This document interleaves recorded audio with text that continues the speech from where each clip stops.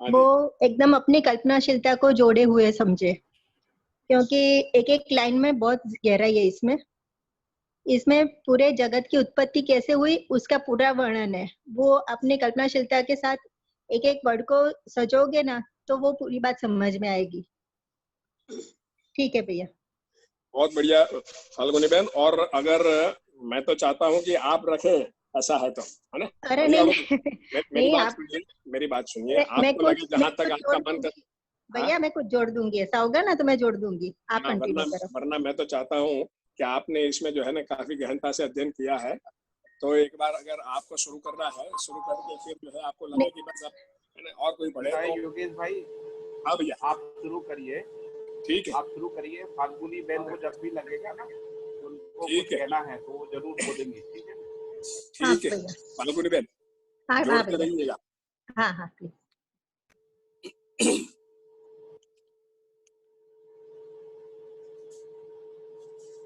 और जल्दी नहीं करिए, आराम आराम से पढ़ाइए। हाँ भैया, बिल्कुल।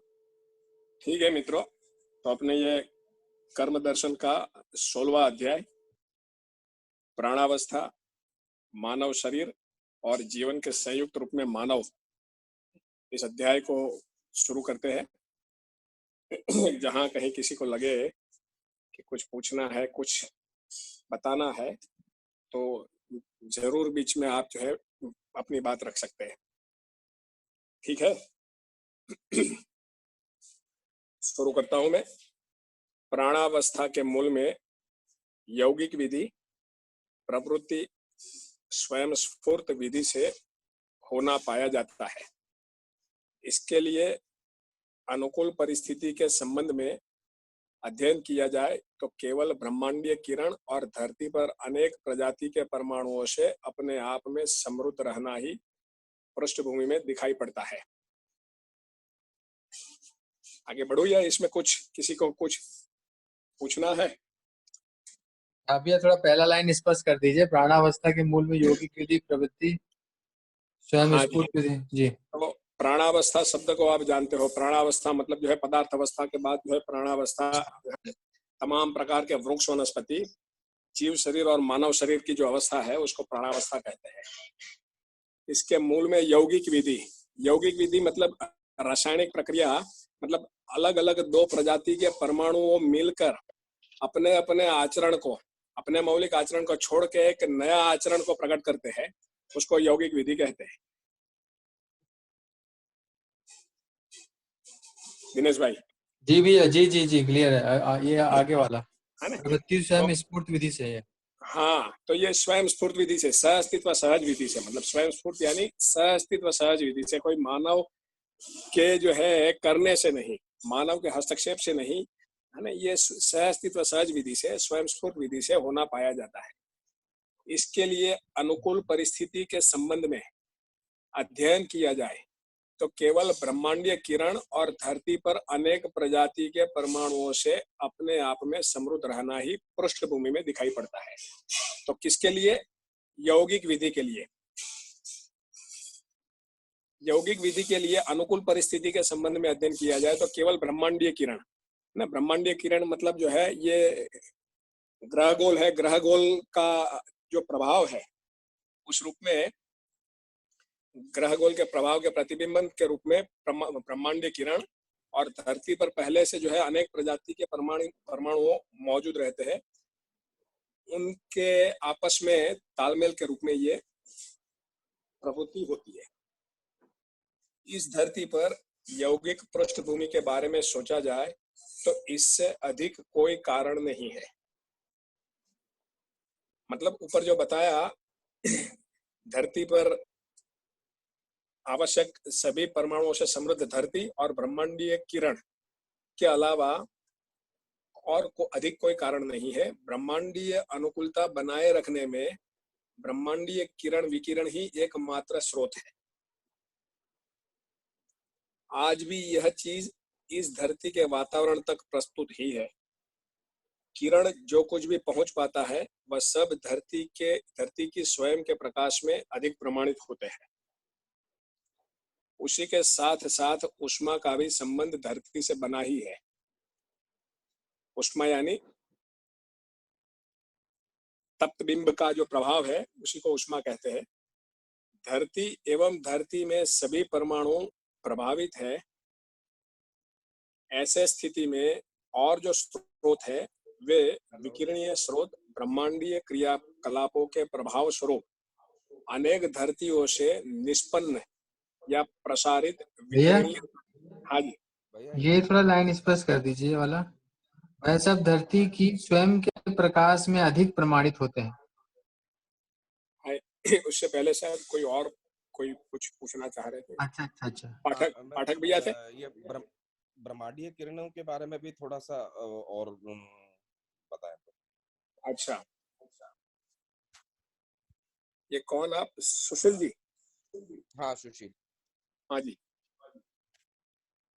ब्रह्मांडीय किरण यानी ये शून्यावकाश में, मतलब धरती के बाहर जितने भी ग्रहगोल है ना, हेलो, अवकाश में जितने भी ग्रहगोल है वो सभी ग्रहगोल अपने अपने हिसाब से स्वयं में व्यवस्था, समग्र व्यवस्था में भागीदारी के रूप में क्रियारत है और उनकी क्रिया से जो प्रभाव पैदा होता है वही ब्रह्मांडीय किरण के रूप में कहते हैं।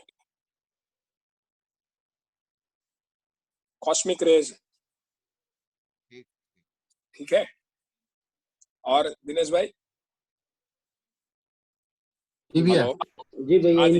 इंक्लूडिंग सन रेज, सूरज का प्रकाश भी उसी में शामिल क्या? हाँ जी, मतलब जो भी है ना, अवकाश में जितने भी ग्रहगोल है, ग्रहगोल के अपने जो है क्रियाशील होने, व्यवस्था के अर्थ में, वो तो व्यवस्था के अर्थ में क्रियाशील है, उनके क्रियाशील होने के अर्थ में जो भी प्रभाव उत्पन्न पैदा होता है ना, वो प्रभाव ही जो है ब्रह्मांडीय किरणों के रूप में है। जी भैया, स्पष्ट है। हाँ, तो और दिनेश भाई आपका क्या प्रश्न था? ये जो लाइन है यह सब धरती की स्वयं के प्रकाश में अधिक प्रमाणित होते हैं, ये लाइन मुझे समझ में नहीं आई। कौन सी लाइन है? एक मिनट। हाँ, कहाँ थे? देखो, ये जो लाइन, आज भी यह चीज इस धरती के वातावरण तक प्रस्तुत ही है। कौन सी चीज? ब्रह्मांडीय किरण और विकिरण। विकिरण सब यहाँ पता तक होगा ठीक ना, है। विकिरण पता जी होगा, जी जी है ना? जो जी अजीर्ण परमाणु रहते हैं, अजीर्ण परमाणु के मध्यांश से जो ऊर्जा बहिर्गमित होती है ना, वो विकिरण के रूप में होती है। तो वो आज भी जो है ब्रह्मांडीय किरण और विकिरण दोनों ही धरती पर मौजूद है और ये धरती पर किरण के रूप में स्वयं प्रमाणित है। यह सब धरती के स्वयं के प्रकाश में अधिक प्रमाणित होते हैं। मतलब धरती पर जो है वो स्पष्ट रूप से स्पष्ट होता है ब्रह्मांडीय किरणों का जो रोल है और विकिरण का। मतलब पदार्थ अवस्था, प्राण अवस्था के रूप में, विकास के रूप में, ऐसा। धरती की जो भी स्थिति है अभी ठोस, है ना, धरती का होने में जो है इनका अपना एक महत्वपूर्ण रोल है। उस रूप में जो है वे स्वयं प्रमाणित है। जी भैया, जैसे हर इकाई स्वयं में प्रकाशित है, वैसे धरती भी स्वयं में प्रकाशित है और विकिरणों का, ब्रह्मांडीय विकिरणों का प्रभाव इस पर है। जी जी जी, ठीक है भैया। उसी के साथ साथ ऊष्मा का भी संबंध धरती से बना ही है ना। धरती में ऊष्मा को तो हम पहचानते हैं तप्त बिंब के प्रभाव के रूप में। धरती एवं धरती में सभी परमाणु प्रभावित है। ऐसे स्थिति में और जो स्रोत है वे विकिरणीय स्रोत ब्रह्मांडीय क्रियाकलापों के प्रभाव स्वरूप अनेक धरतियों से निष्पन्न या प्रसारित विकिरणीय का संचार ही रहता है, जो मैंने पहले बताया ब्रह्मांडीय किरणों का स्वरूप है ना। यह अभी भी बना है। इसी के साथ यह धरती अनेक प्रजाति के परमाणुओं से समृद्ध होने के आधार पर इस धरती में भी बहुत सारे विकिरणीय द्रव्य काम कर रहे हैं। विकिरणीय द्रव्य जो है मतलब ये रेडियो एक्टिव के स्वरूप में जो भी है ना, उसको विकिरणीय द्रव्य कह रहे हैं। इस ढंग से किरण विकिरण ऊष्मा के संयोग से ही संपूर्ण यौगिक क्रिया होने की पृष्ठभूमि रही। तो मतलब जो सबसे भैया इसको द्रव्य क्यों बोला है? ये कोई लिक्विड है क्या? लिक्विड को ही द्रव्य बोलते हैं, ऐसा कहाँ बताया है? अच्छा, तो ये हाँ, अच्छा है, मतलब ये तत्व जो है ना, उसको द्रव्य के रूप में बताते हैं। उसमें रस भी आ गया और जो है ये ठोस वस्तु भी आ गई द्रव्य के रूप में। दीदी द्रव और द्रव्य में फर्क है। द्रव का मतलब लिक्विड है और द्रव्य मतलब सभी चीज शामिल। सभी चीज शामिल, ठीक बात। द्रव्य का क्या मतलब है, फिर से बताएंगे एक बार? द्रव और द्रव्य में अंतर है दीदी। द्रव मतलब लिक्विड हो गया, जैसे ठोस, द्रव और गैस, ये तीन रूप में देखते हैं हम पानी को। और द्रव्य का मतलब इसमें तीनों शामिल हो गया। अच्छा अच्छा, द्रव्य मतलब थैंक यू। सभी तात्विक चीजें, और द्रव मतलब रस, है ना, विरल, तरल और ठोस, तीन वस्तुओं को जो है द्रव्य के रूप में यहाँ बताते हैं। तो इस ढंग से किरण, विकिरण और उष्मा के संयोग से ही संपूर्ण यौगिक क्रियाएं होने की पृष्ठभूमि रही।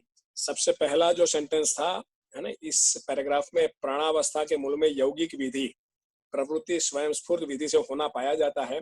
वो यौगिक विधि के मूल में क्या चीज है, तो यहाँ बताया कि वो यौगिक विधि के मूल में किरण, विकिरण और उष्मा है।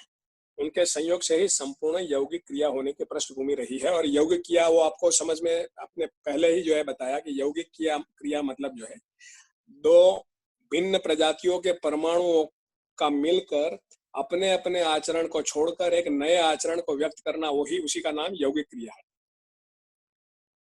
यौगिक घटनाएं पानी की घटना से चलकर अम्ल और क्षार रूप में यौगिक घटनाएं घटित होने की संभावना की पृष्ठभूमि को स्वीकारा जा सकता है, क्योंकि अभी भी प्रकारांतर से अम्ल क्षार पानी के संयोग से विभिन्न अनुपात क्रम में विभिन्न प्रकार के रसायन द्रव्य तैयार हुआ रहता अपने सम्मुख है।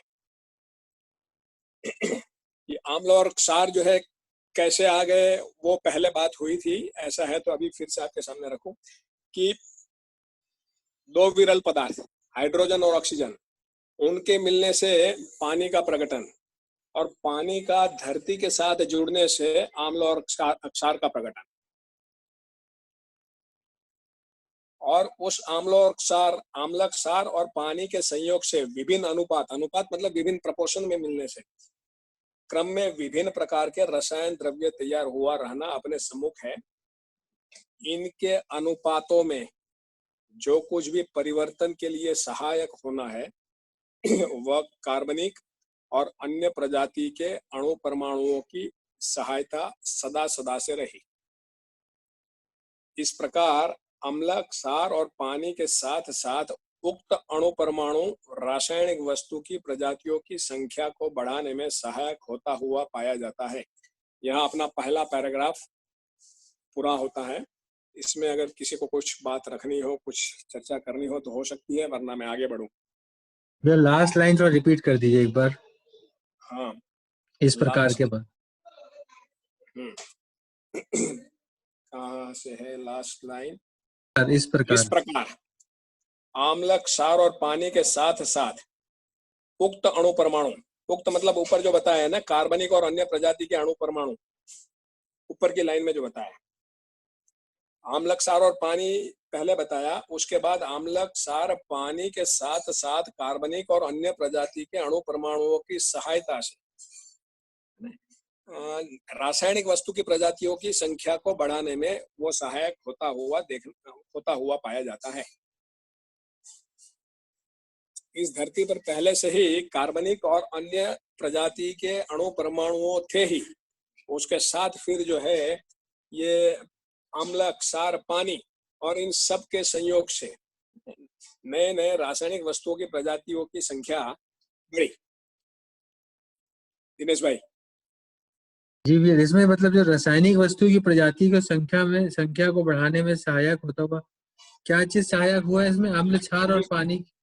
अम्ल, क्षार, पानी के साथ कार्बनिक और अन्य प्रजाति के अणु परमाणु, वो जो है अम्ल, क्षार और पानी के साथ जो है मिलकर वो सहायक हुए कि जिससे इस धरती पर प्राणावस्था के लिए जो जो प्रजाति चाहिए थी। अच्छा, रासायनिक वस्तु मतलब प्राणावस्था है। हाँ, रासायनिक वस्तु मतलब प्राणावस्था। पदार्थ अवस्था में रासायनिक वस्तु नहीं, रासायनिक वस्तु की शुरुआत, रसायन संसार का शुरुआत जो है पानी से है। और उसके बाद फिर जो है वो जैसे जैसे यौगिक विधि से फिर आगे नए नए रासायनिक तत्व प्रकट हुए से अस्तित्व क्रम में। अच्छा, तो प्राण अवस्था की प्रजातियों का संख्या पदार्थ अवस्था से कैसे बढ़ना चालू हुआ, ये लास्ट लाइन में क्लियर हुआ। एग्जैक्टली। जी जी। और प्राणावस्था की है ना, रासायनिक संसार की सबसे मूल चीज पानी है जी। और पानी का प्रकटन है पदार्थ अवस्था के दो विरल वस्तु हाइड्रोजन और ऑक्सीजन के मिलने से। हाइड्रोजन और ऑक्सीजन के मिलने से पानी का प्रकटन, पानी का धरती के साथ संपर्क में आने से आम्ल और क्षार का प्रकटन, फिर पानी आम्ल और क्षार के जो है अलग अलग अनुपात में संयोग बनने से, और उसमें फिर धरती पर पहले से जो मौजूद अणु परमाणु थे, कार्बनिक और अन्य प्रजाति के अणु परमाणु, इन सब के जो है तालमेल में फिर नई जो है रासायनिक प्रजातियों का प्रकटन। जी भी ठीक रहा? जी जी, बढ़िया बात। ठीक है, तो आगे बढ़ते हैं जी। इस प्रकार से इस धरती पर रसायन द्रव्य समृद्ध होने की क्रिया घटित हो रही है। इन रसायन द्रव्यों के योग संयोग से पुष्टि तत्वों, रचना तत्वों का निर्माण, इस घटना के लिए विकिरणीय किरण और उष्मा संयोग के बने रहने से प्रस्वित होता हुआ आज के दिन में वैभवित होता हुआ देखने को मिलता है। पुष्टि तत्व यानी प्रोटीन और रचना तत्व यानी हार्मोन। पुष्टि तत्व और रचना तत्व के योग फल में प्राण सूत्रों की रचना, प्रस्तुति, कार्यशीलता होता हुआ देखने को मिल रहा है। पुष्टि तत्व और रचना तत्व के योग फल में प्राण सूत्रों की रचना, उसकी प्रस्तुति, उसका कार्यशीलता होता हुआ देखने को मिल रहा है। यही पुष्टि तत्व और रचना तत्व अपने आप में वैभवित होने के रूप में प्राण सूत्र, और प्राण सूत्र का रचना यही उष्मा संयोग विकिरणीय संयोग से कंपनवश प्राण सूत्रों में रचना विधि सहित, प्राण सूत्रों में नई नई रचना बनाने की विधि सहित श्वसन क्रिया का प्रकाशन होता है। श्वसन क्रिया का प्रकाशन मतलब ये स्पंदन क्रिया, प्राणावस्था से स्पंदन क्रिया का शुरुआत है, प्रकाशन है। तो उसके मूल में बताया इस तरह से है। प्लांट सेल मतलब। हाँ जी, प्लांट सेल, प्राण कोशिका। हाँ जी, प्रादुर्भाव। प्राण सूत्रों से फिर प्राण कोशिका है ना, और प्राण कोशिका ही जो है श्वसन क्रिया के रूप में प्रकाशित है। इसके तुरंत बाद ही प्राण कोशाओं का स्वरूप, कोशाओं से रचित रचना, इसके तुरंत बाद ही प्राण कोशाओं का स्वरूप, कोशाओं से रचित रचना, ऐसे रचनाएं विविध होने के लिए प्राण सूत्रों में रचना विधि की स्वीकृति समझ में आती है। तो पहले तो प्राण सूत्रों से प्राण कोशाओं की रचना, और प्राण कोशाओं की रचना से फिर उसमें जो है प्राण सूत्रों में रचना विधि अपने आप में बनी हुई है सहअस्तित्व सहज विधि से। तो उस विधि से रचना विधि की स्वीकृति समझ में आती है। एक प्रकार की रचना अपने में समृद्ध होने के उपरांत दूसरे प्रकार की रचना के लिए प्राण सूत्रों में स्वीकृति, फल स्वरूप दूसरे प्रकार की रचनाएं, इसी क्रम में अन्य रचनाएं इस धरती पर प्रमाणित हो चुके हैं। बात पहुंच रही है सभी को? जी भैया, बढ़िया है ना। फाल्गुनी बहन, इसमें आप कुछ रखना चाहती है? नहीं भैया, ठीक है। ठीक है ना? हाँ। आपको जहां लगे आप जो है जोड़िएगा। हाँ हाँ हाँ जी, ये सब बीज वृक्ष विधि सहित है। ये जो स्वीकृति जो शब्द यहाँ यूज हुआ ना, ये मुझे थोड़ा सा दूसरे प्रकार की रचना के प्राण सूत्रों में स्वीकृति मतलब समझ में आता है।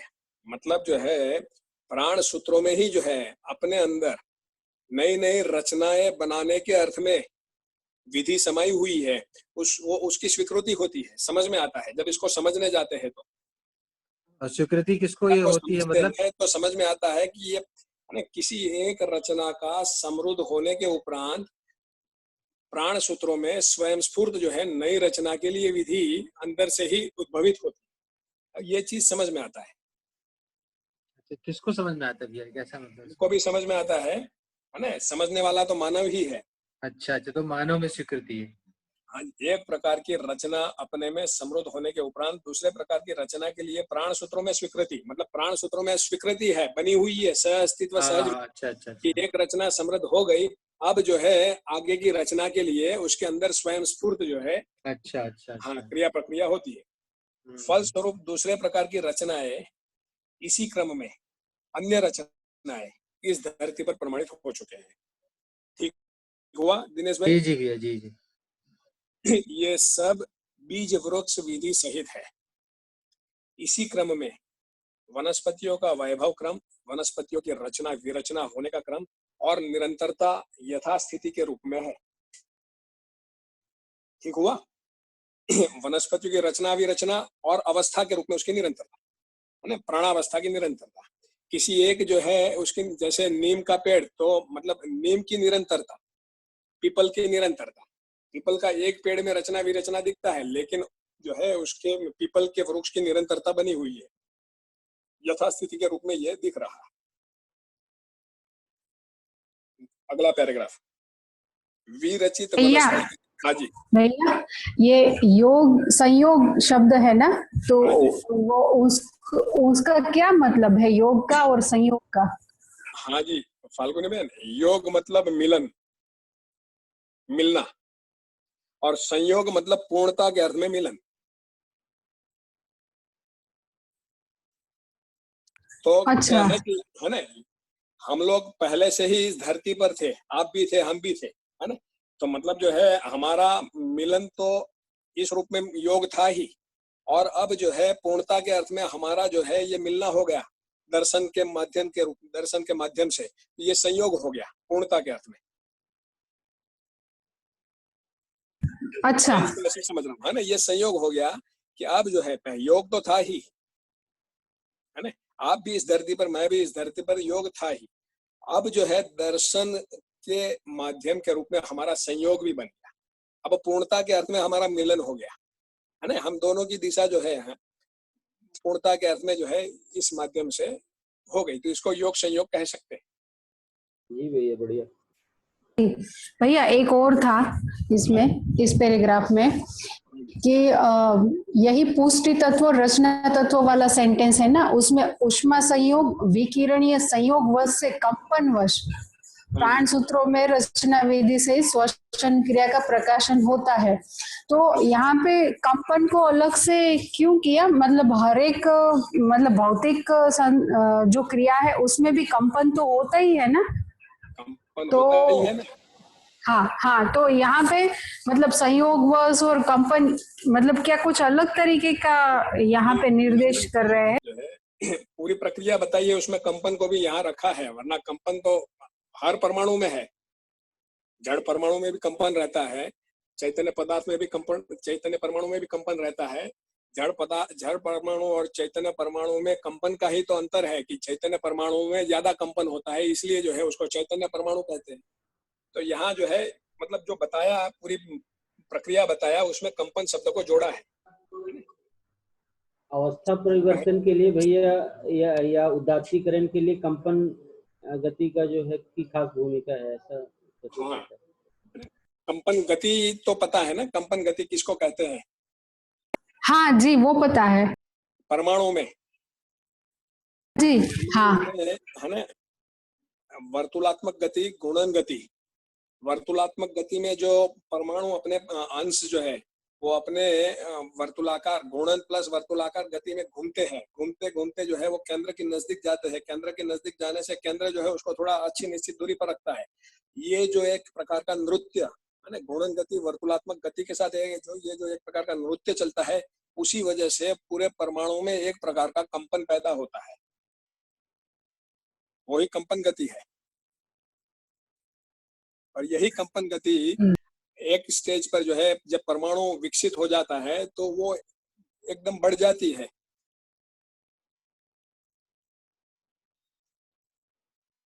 तो इसको यहाँ बाबा जी ने जोड़ा है ना। इससे पहले भी आगे यौगिक क्रिया के लिए उन्होंने बताया था कि किरण विकिरण उष्मा के संयोग से ही संपूर्ण यौगिक क्रिया होने की पृष्ठभूमि रही है, और यहाँ उसमें जो है कंपन शब्द को भी जोड़ा है।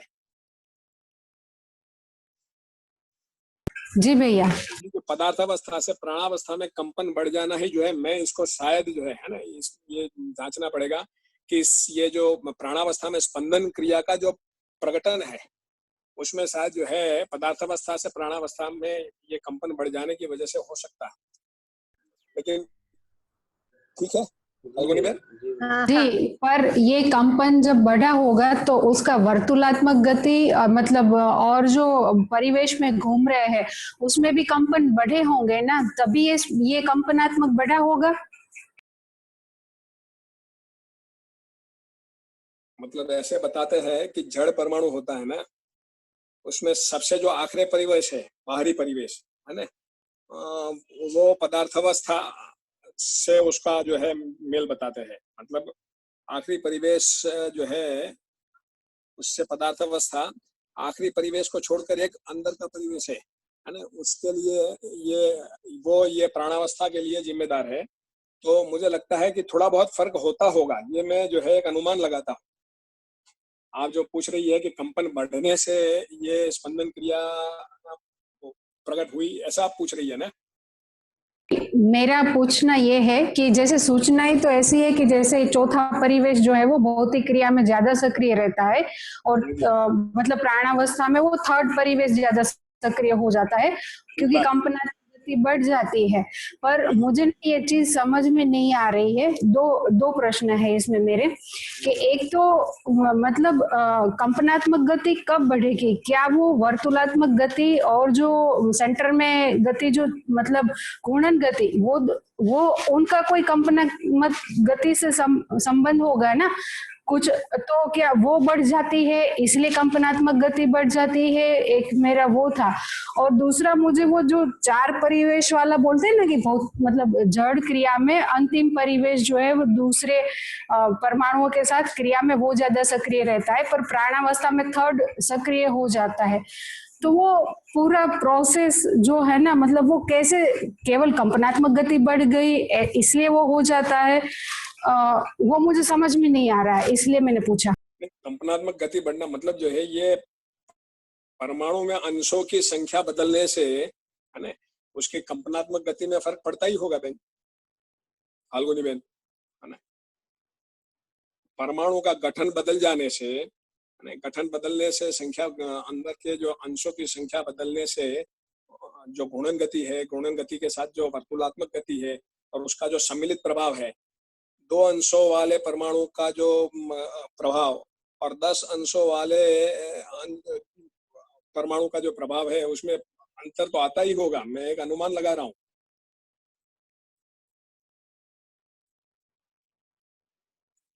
और ये भी जो है मैं पक्का नहीं कह रहा हूँ कि पदार्थावस्था से प्राणावस्था में कंपन गति बढ़ जाती है। इतना तय है कि जड़ परमाणु से गठनपूर्ण परमाणु में कंपन गति बढ़ जाती है। ये तो क्लियर कट डिफरेंस है चैतन्य परमाणु और जड़ परमाणु में। लेकिन जड़ परमाणु में पदार्थावस्था और प्राणावस्था में कंपन गति में अंतर आता है, तो ये थोड़ा जांचना पड़ेगा। ऐसा है तो मैं जी मेरे पास भी शायद गलत इंफॉर्मेशन हो सकती है। एक पंक्ति और यहाँ जिक्र कर सकते हैं भैया कि एक प्रकार की रचना अपने में समृद्ध होने के उपरांत दूसरे प्रकार की रचना के लिए प्राण सूत्रों में स्वीकृति, तो ये स्वीकृति कंपनात्मक गति का प्रभाव ही कह सकते हैं। ये जांचना ही पड़े ना, ये कहीं लिखा है इसमें वांग्मय में तो वो ठीक बात है। हम अनुमान लगाने पर तो जो है ये अनुमान ही है कि एक प्रकार की रचना अपने में समृद्ध हो जाती है, तो उदात्तीकरण के लिए कंपनात्मक गति कहीं पे लिखा भी है कि कंपनात्मक गति उदात्तीकरण के लिए या अवस्था परिवर्तन के लिए जो है प्रभावी है, क्योंकि जो है हर चीज पर हर चीज का प्रभाव रहता है। तो मतलब केवल जो है कंपन गति की वजह से ऐसा हो रहा है, ऐसा तो थोड़ा जो है सोचना पड़े। केवल नहीं, उष्मा है, किरण है, विकिरण है, बाकी जो कुछ भी है, सबके सम्मिलित प्रभाव में जो है सहअस्तित्व सहज विधि से अग्रिम स्थिति बनती है। जी ठीक है ना। तो कंपनात्मक का विशेष ऐसा कुछ भूमिका है? नहीं, होगा ही, लेकिन केवल कंपनात्मक हर चीज का भूमिका होगा, है ना। उष्मा का होगा, किरण का होगा, विकिरण का होगा। जी सबके सम्मिलित स्वरूप में ही जो है ये पूरा कार्यक्रम चलता है। तो कंपनात्मक का नहीं होगा या केवल कंपनात्मक का ही होगा, ऐसा नहीं कहना नहीं, दोनों ही नहीं कहा जा सकता, सबकी ही भूमिका होगी, है ना। केवल कंपनात्मक गति का किस रूप में जो है भूमिका है, इसको अपने समझ सकते हैं कि इस अर्थ में कंपनात्मक गति की अपनी एक भूमिका है, लेकिन उसकी वजह से ये हो रहा है ये कहना मुश्किल। ठीक है,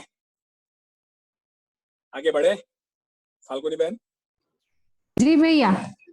ठीक है भैया, ये जो श्वसन क्रिया जो हो रही है रचना में, हाँ जी, वो सबका सम्मिलित रूप है, ऐसा कंपन अकेले के कारण श्वसन मेन कंपन के लिए रिस्पॉन्सिबल है, ऐसा कुछ नहीं कह सकते अपन नहीं, क्योंकि कंपन गति तो पदार्थ अवस्था में भी रहती है, सभी परमाणु में अपने अपने जो है, जी है ना।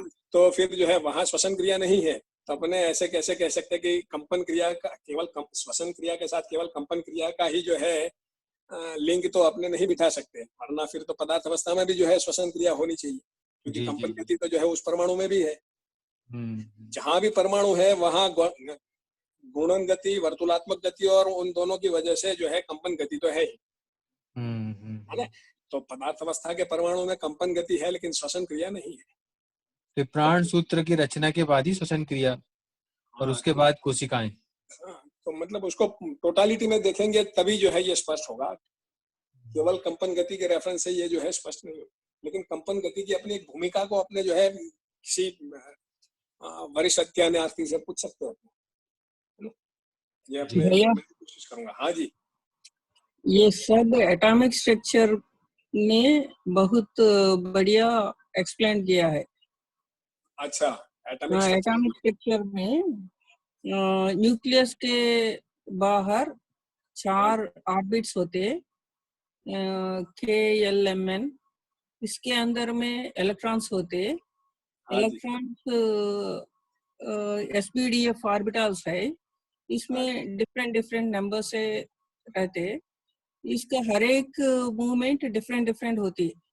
अच्छा, ऑर्बिट में घूर्णन गति just like a solar system. हाँ जी, और हर एक शेल में 2 इलेक्ट्रॉन्स होते, वो स्पिन करते क्लॉकवाइज और एंटी क्लॉकवाइज। ये अगर आउटर मोस्ट ऑर्बिटल में सिंगल इलेक्ट्रॉन रहते तो उसके कंपन होते, वो अनस्टेबल होते। अच्छा, मतलब ये अभी प्रचलित साइंस की बात कर रही है आप? हाँ, बॉन्डिंग करने के लिए या दूसरे को देने के लिए, अगर एक लेस हो तो अट्रैक्ट करने के लिए, सब एटम्स में एटॉमिक स्टेज में ऐसा कंपन होता। हाँ जी, जैसा भाई परिभाषा में भी लिखा है, कंपन प्रदत्त की परिभाषा में लिखा है परिणाम परिवर्तन। हाँ जी,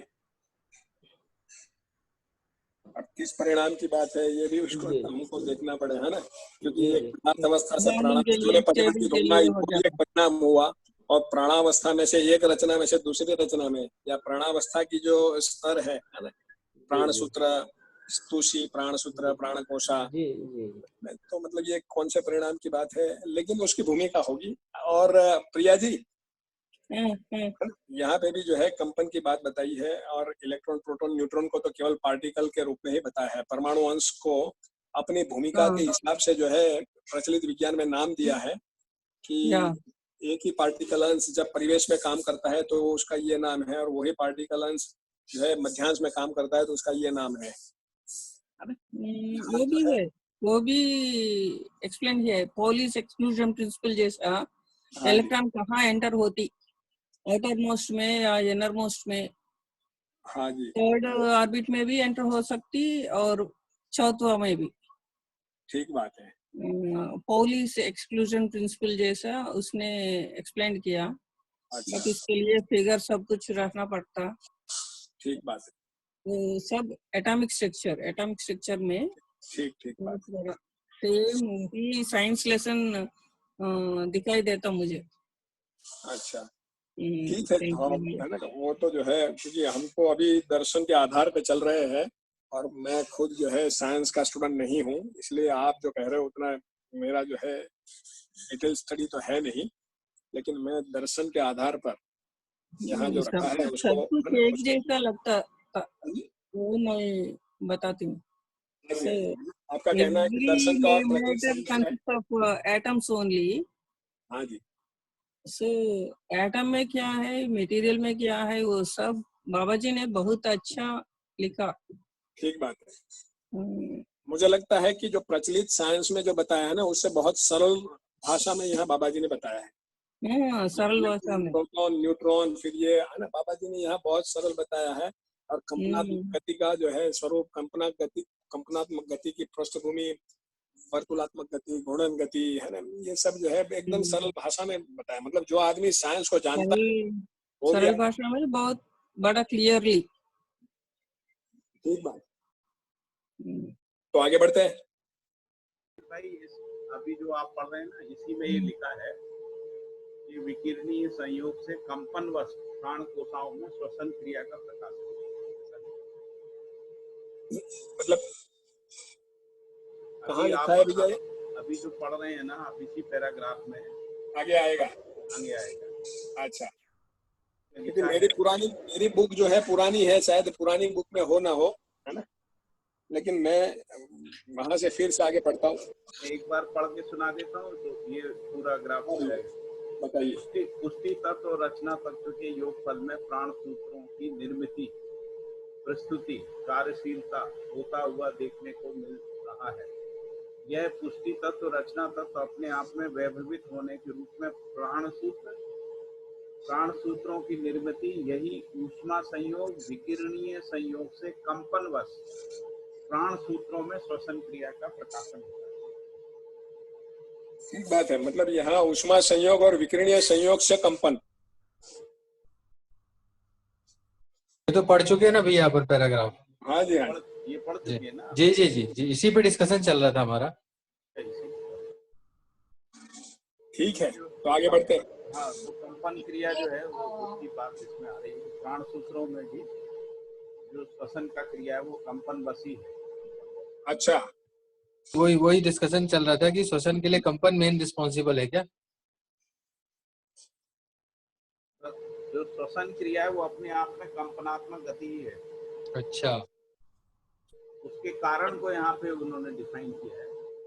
ऊष्मा का संयोग भी चलेगा, उसमें ऊष्मा संयोग भी होगा और विकिरणीय संयोग भी होगा। इन दोनों के संयोग के साथ परमाणु में जो कंपनात्मक गति है ना, वही गति जो है प्राण सूत्रों में श्वसन क्रिया के रूप में।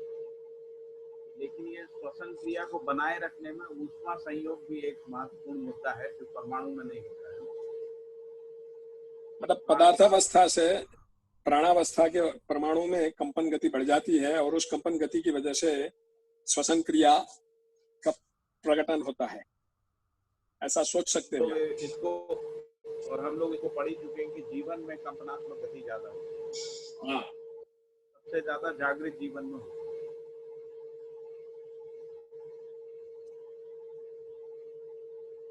ठीक है। फाल्गुनी बहन कुछ पूछ रही थी। फाल्गुनी बहन? नहीं भैया, हो गया, आपने दे दिया जवाब। ठीक है ना? हाँ भैया। ठीक है।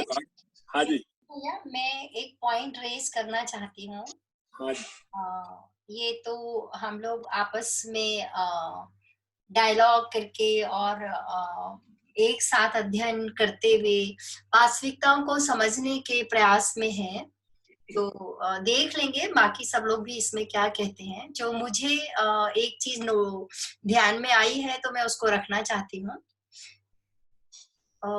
जब भी हम बात करते हैं कि ये दर्शन में ये लिखा है और या प्रचलित साइंस ये कह रहा है, तो मैं ऐसा सोचती हूँ कि चाहे दर्शन में भी जो लिखा है, बाबा जी ने उसके लिए जो भी प्रयास किया है और पूरी मानवता के सामने उसको एक लाके रखा है, अल्टीमेटली तो वास्तविकताओं के बारे में बात कर रहे हैं। हाँ जी। और यदि प्रचलित साइंस भी वही सूचना को, वास्तविकताओं की सूचना किसी भी तरीके से देता है और दोनों में मैचिंग हो जाती है, तो मुझे लगता है कि इस ढंग से भी सोचा जा सकता है कि वास्तविकताएं ही देखनी है हमको, बिल्कुल, और किसी के भी माध्यम से कहा जा रहा है और मैचिंग हो जाती है तो किसी ने भी कहा होगा, कोई फर्क नहीं पड़ता, कोई फर्क नहीं पड़ता। है ना। केवल क्या है कि दोनों की जो है रखने की वास्तविकताओं को स्पष्ट करने के तरीके अलग है, दोनों की जो है टर्मिनोलॉजी अलग है। हाँ, टर्मिनोलॉजी भी अलग हो सकती है और एक सरल विधि भी समझने की हो सकती है और एक विधि कठिन भी हो सकती है। तो कुछ लोग में क्या है कि कुछ लोग जो है दर्शन में जरूरी नहीं है सभी साइंस के हो, जी जी, लेकिन दर्शन में समझना तो सब कुछ को है। तो आप जो है जो प्रचलित साइंस की भाषा को नहीं समझता हो वो ऐसा बोल सकता है कि मैं प्रचलित साइंस को जो है मैं नहीं पढ़ा हूँ, लेकिन दर्शन को पढ़ा हूँ और दर्शन को पढ़ के मुझे ये स्पष्ट हुआ है।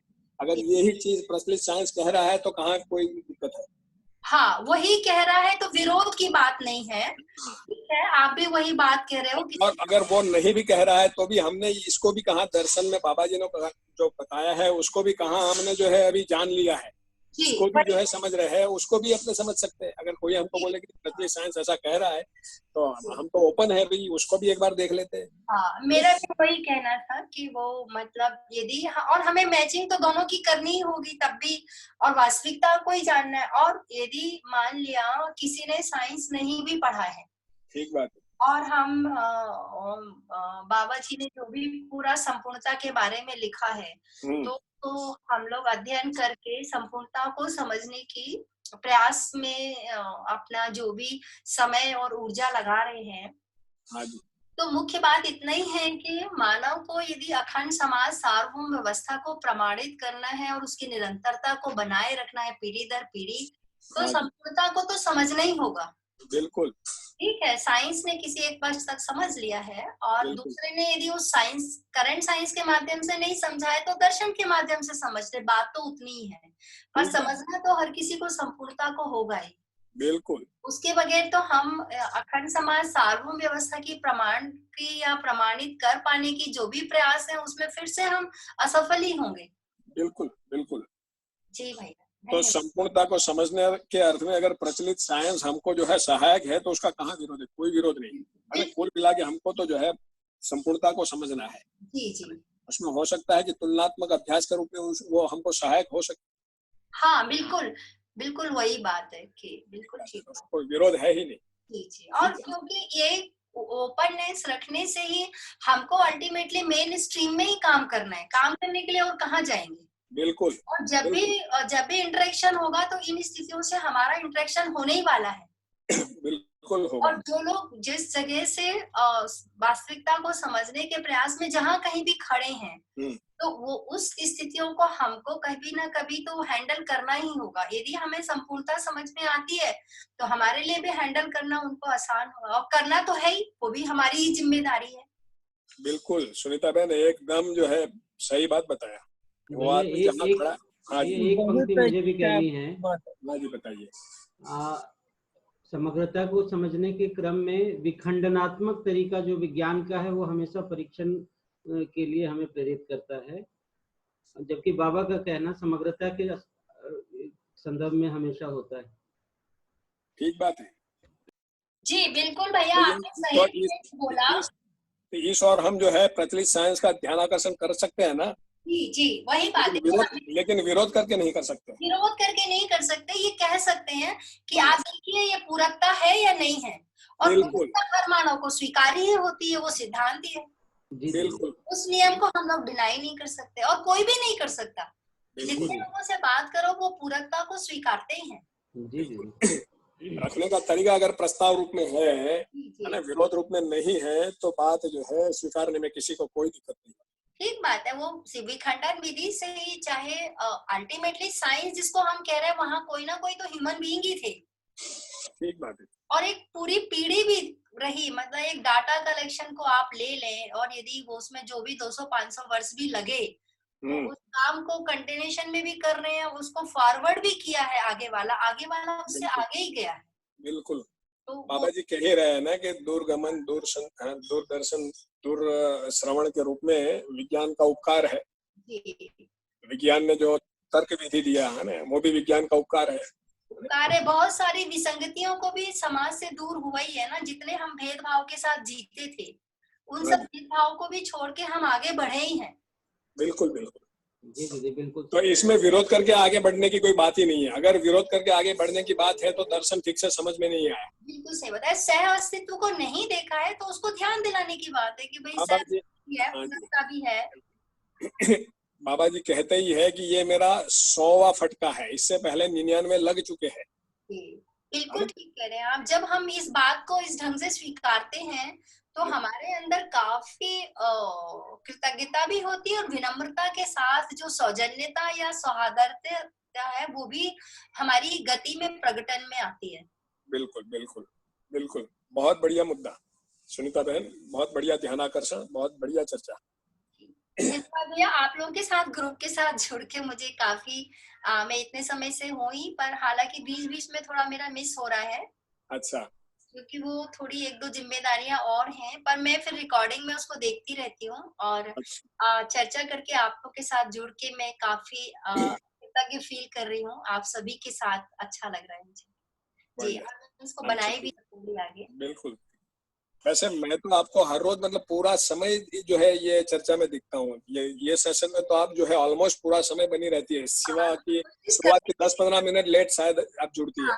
कभी कभी 10-15 मिनट लेट हो जाती है। एक्चुअली वो एक हमारे घर में छोटी बच्ची योगेश भाई सुलाने की जिम्मेदारी है। कुछ कहना चाहता हूँ। हाँ जी, हाँ भैया, क्योंकि विषयांतर होने लगा थोड़ा सा चर्चा। हाँ जी, हाँ जी भैया, उसी पे फोकस करिए। हाँ बिल्कुल ठीक है, यही इसको रोकते हैं। कहना है कि देर से आ रहे हैं, जल्दी आ रहे हैं, ये सब अभी इसकी नहीं चर्चा की नहीं जरूरत। ठीक है भैया, इसको आपने एक मुद्दा उठाया, आपने जो मुद्दा उठाया उसमें कहा कि विज्ञान ने कोई एक निश्चित दूरी तक पहुंचे हैं विज्ञान, ऐसा आपने एक मुद्दा उठाया। और दूसरा मुद्दा ये है कि जो सहअस्तित्ववादी दृष्टिकोण से समग्रता को बाबा जी ने प्रकट किया, अभिव्यक्त किया, ये मुद्दा है। तो इसमें एक दो चीजों पे ध्यान जाता है मेरा। पहली बात ये जाती है कि जो विज्ञान में स्थिति गति के रूप में अध्ययन नहीं है। भैया सुरेंद्र भैया, थोड़ा सा आपको रोकूंगी। हेलो हेलो, आप बोलिए ना। वो आवाज आपकी थोड़ी स्लो आ रही है, थोड़ा सा मैं पकड़ नहीं पा रही हूँ आप क्या कह रहे हैं। थोड़ा सा तेज कर सकते हैं क्या? नाटक पे या फोन पे शिफ्ट होना पड़ेगा। ये आ रही है क्या आवाज? आप लैपटॉप पे हो ना भैया, इसलिए आवाज दब रही है बहुत ज्यादा। तो मेरे को समझ नहीं आ पा रहा, पूरा लिंक नहीं। चलिए तो अभी ऐसा करिए कि अध्ययन को जारी रखिए, इस मुद्दे पे फिर कभी बात करेंगे, कल परसों बात करेंगे, परसों बात करेंगे। अभी आगे चलिए। ठीक है भैया, विषयांतर तो नहीं था, है ना? ये जो है विषयांतर से मतलब अभी अपन कंटेंट पे फोकस रखें। तो इसको विषयांतर तो नहीं है, है ना? मेरा एक है ना, कंटेंट पे फोकस रखें। कंटेंट पे ही फोकस है भैया। ये आ रहा है वो सब भैया, फोकस कंटेंट पे ही है और कंटेंट पे ही चर्चा हो रही थी। शिकायत के रूप में मत लीजिए। हाँ जी, अपन आगे बढ़े, आप आगे बढ़ाइए। जी जी। तो आगे बढ़ते हैं मित्रों। वो पैराग्राफ जो है अपना वो चर्चा हो गई। तीसरा पैराग्राफ शुरू कर रहा हूँ। विरचित भैया, इसमें जो रचना विरचना होने का क्रम और निरंतरता यथास्थिति के रूप में है, तो बाबा जी ने जो लास्ट पैराग्राफ में जो समरी बनाई है ये, इसमें जो वैभव क्रम तो समझ में आ गया, जो प्राण सूत्र से श्वसन क्रिया, उसके बाद कोशिकाएं और इस प्रकार से बीज और वृक्ष का जो विधि बताया। रचना विरचना होने का क्रम तो नहीं समझाया इसमें। तो रचना विरचना के लिए किसको रिफर कर रहे हैं ऊपर? ये केवल वैभव की बात हुई है कि कैसे वैभवित हो रहा है एक रचना से दूसरा रचना। हाँ जी। लेकिन रचना विरचना होने का क्रम, प्राण सूत्र से प्राण कोशा और प्राण कोशाओं का जो समूह है ना, उस रूप में रचनाएं है ये सब। जी जी, है ना?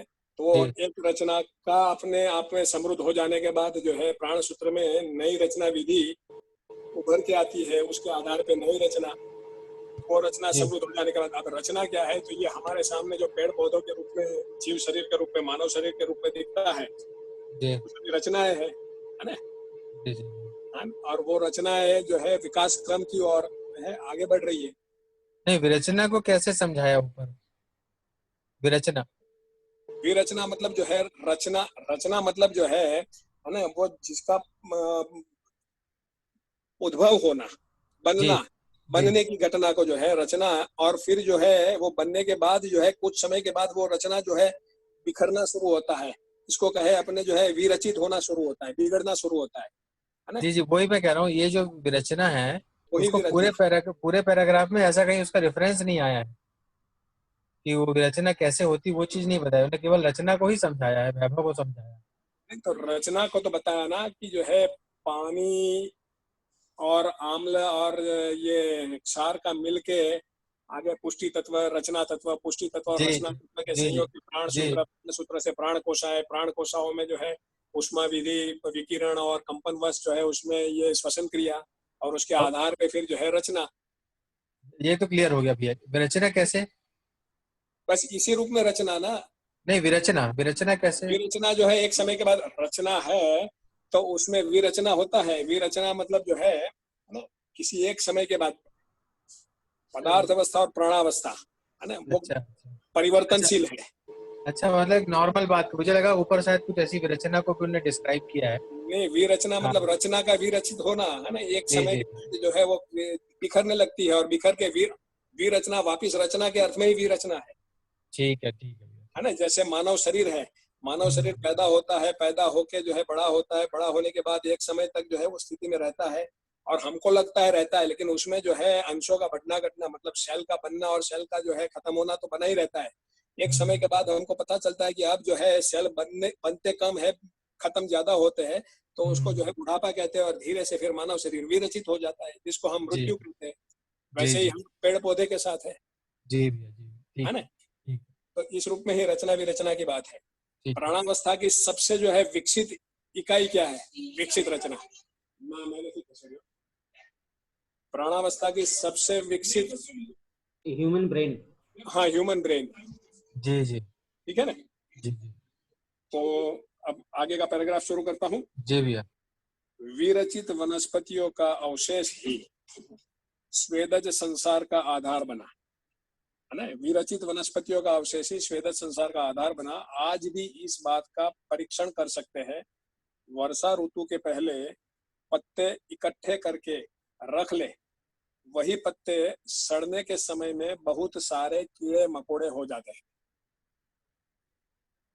ये जो पहली लाइन है ना, विरचित वनस्पति, विरचित वनस्पतियों का अवशेष ही स्वेदज संसार का आधार बना। स्वेदज संसार, स्वेदज यानी जो है पसीना, धरती के पसीने को जो है स्वेदज कहते हैं और उसी के आधार पर जो है स्वेदज संसार की बात है।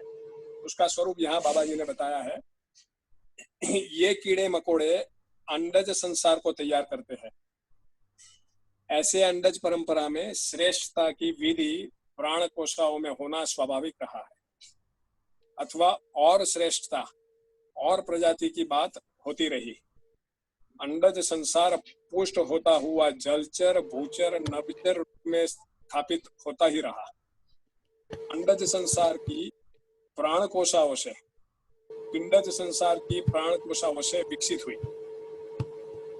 इन पिंडज संसार में अधिकांश भूचर हुए, जबकि अंडज संसार में भूचर, जलचर, खेचर तीनों हुए। इसमें से अंडज संसार में नभचर अधिक हुए। इसके अनंतर जैसे ही पिंडज संसार आया, भूचर अधिक हुए। नभचर और जलचर में पिंडज न्यून प्रजातियों को मिली। इसके बाद इस क्रम में पिंडज संसार में बहुत प्रजातियां विकसित होते हुए अंतिम प्रजाति के रूप में मानव शरीर रचना की परंपरा विकसित हुई। ये इस पैराग्राफ में इस बात में किसी को कुछ पूछना हो? भैया, स्वेदज को आपने बताया पसीना धरती का। हाँ, वैसे ही पिंडज और अंडज को, पिंडज शब्द जो है ना वो पसीने से जुड़ा हुआ है, स्वेद, स्वेद है ना। तो इसको जो है एक जगह पर मैंने पढ़ा है कि ये धरती के पसीने से जो है पैदा हुई ये एक अवस्था है ना, जो वनस्पति संसार और जीव संसार को जोड़ने वाली कड़ी है, स्वेदज संसार। अंकल, धरती के पसीने का क्या मतलब है? भाई मैंने मतलब ये बाबा जी ने यहाँ जो विधि बताई है, किसी एक जगह पर जो है पसीना शब्द से भी जो है मैंने इसको पढ़ा है, लेकिन यहाँ बाबा जी ने बताया कि विरचित वनस्पतियों के अवशेष। विरचित वनस्पति मतलब कोई भी वनस्पति जब सड़ के, है ना, वापस धरती पर आ जाती है, उसके पत्ते, उसका जो है जो बोलते हैं तने, तो फिर वो ही अवशेष वर्षा ऋतु के पहले वो पत्ते इकट्ठे करके, जो गिरे हुए पत्ते हैं उसको इकट्ठे करके रख ले, वही पत्ते सड़ने के समय में बहुत सारे कीड़े मकोड़े हो जाते हैं। और ये हमको देखने मिलता है कि जब भी पहली बारिश, सीजन की पहली बारिश में, बारिश आने के तुरंत बाद ही कहीं से अचानक जो है तो कीड़े मकोड़े आ जाते हैं, आपको अगर ध्यान हो तो। पसीना मतलब भैया कई तरह के रस रसायन। हाँ बस समझ मूल बात ये है, धरती का पसीना मतलब जो है कई तरह के रस रसायन। लेकिन बाबा इसीलिए तो इसका नाम स्वेदज संसार है ना, स्वेद मानी जो है पसीना। तो ये मूल में जो है वनस्पति संसार और जीव संसार को जोड़ने वाली कड़ी है। स्वेदज संसार से ही ये कीड़े मकोड़े फिर अंडज संसार को तैयार करते हैं। और ऐसे अंडज परंपरा में श्रेष्ठता की विधि प्राण कोशाओं में होना स्वाभाविक रहा, अथवा और श्रेष्ठता और प्रजाति की बात होती रही। अंडज संसार पुष्ट होता हुआ जलचर, भूचर, नभचर रूप में स्थापित होता ही रहा। अंडज संसार की प्राण कोशाओं से पिंडज संसार की प्राण कोशाएं विकसित हुई। मतलब वनस्पति संसार से स्वेदज संसार, स्वेदज संसार से अंडज संसार, अंडज संसार से पिंडज संसार, और पिंडज संसार की सबसे विकसित इकाई के रूप में मानव। यहाँ बाबा जी कह रहे हैं कि अंडज संसार में मानव शरीर में, हाँ मानव शरीर, ठीक बात है, मानव यानी मानव शरीर, मानव नहीं। अंडज संसार में जो है जलचर नभचर ज्यादा है, जबकि भूचर पिंडज संसार में भूचर ज्यादा है, ऐसा बाबा जी यहाँ बता रहे हैं। ठीक बात है, आगे बढ़े नए पैराग्राफ पर। एक बस लाइन जो है यहाँ पे, ऐसे अंडज परंपरा में श्रेष्ठता की विधि प्राण कोशाओं में होना स्वाभाविक स्वाभाविक रहा है। इसका मतलब जो वनस्पति जो प्राण कोशाएं हैं, उनके जो अलग अलग टाइप के पेड़ पौधों के हिसाब से अंडज संसार में वैरायटी दिखती है, ऐसा? पेड़ पौधों के अलग अलग वैरायटीज नहीं है ना, मतलब अलग पेड़ पौधों के अवशेष से स्वेदज संसार का प्रकटन, स्वेदज संसार से अंडज संसार का प्रकटन, और जो है सभी प्रकटन में जो प्राण कोशाओं का जो रोल है, तो प्राण कोशाओं के अंदर ही जो है अग्रिम अवस्था के लिए अंदर एक विधि, सहअस्तित्व सहज विधि जो है बनती ही रही। उसी जो है उसी रूप में ही जो है अग्रिम स्थितियां प्रकट होती रही।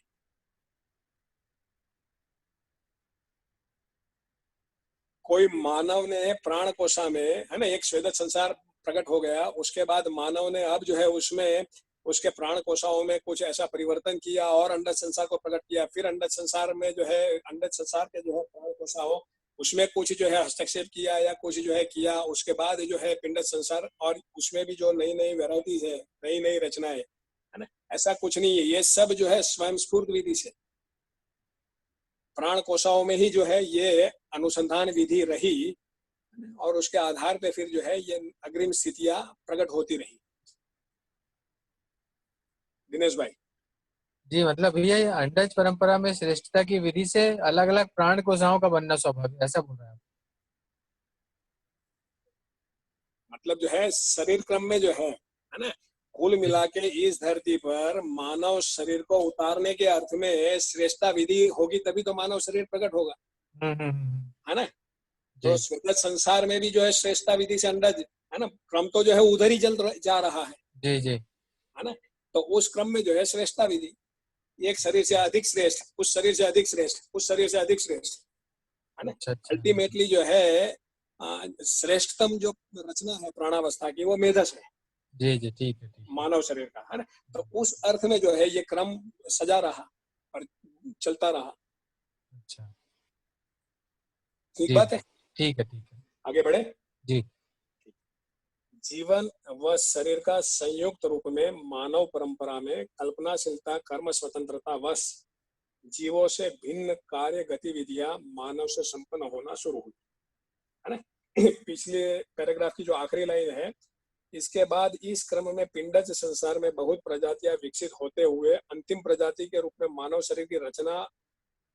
शरीर की परंपरा विकसित हुई। अब उससे जोड़ती हुई ये बात है कि जीवन व शरीर का संयुक्त रूप में मानव परंपरा में कल्पनाशीलता कर्म स्वतंत्रता वश जीवों में भिन्न कार्य गतिविधियां मानव से संपन्न होना शुरू हुई, जैसे पेड़ काट देना, पत्थर को फोड़ देना, मिट्टी को खोद देना, यहाँ से प्रारंभ कर घर बनाना, कपड़ा बनाना, बच्चों को पालने में जीवों से भिन्न तरीके अपनाना, ये स्वयं स्फूर्त विधि से आता रहा।